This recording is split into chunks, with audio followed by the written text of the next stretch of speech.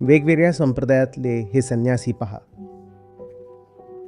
तुरीयानंद, आत्मानंद, ब्रह्मानंद, केवलानंद. त्यांच्या नावात एक गोष्ट सगळीकडे समान असते, आनंद. कधी विचार केला नाही आहे का की जवळजवळ प्रत्येक संन्याशाच्या नावात आनंद असतो? ते नेमकं काय सांगतायत?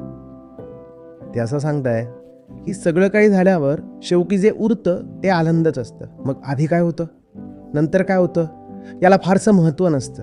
शेवटी आनंदच उरतो.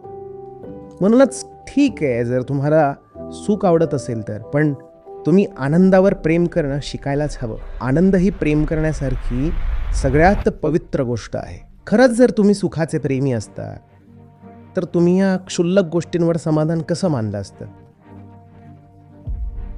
काही सायकेडेलिक्स, काही ड्रग्स, थोडीशी उत्तेजना, काही स्त्रिया, दारू, वेगात गाडी चालवणं, एखाद्या पॉश हॉटेलमध्ये कसाबसा रूम मिळवणं आणि एखाद्या मुलीसोबत तिथे शिरणं, हेच तुमचं सुख आहे, हो ना?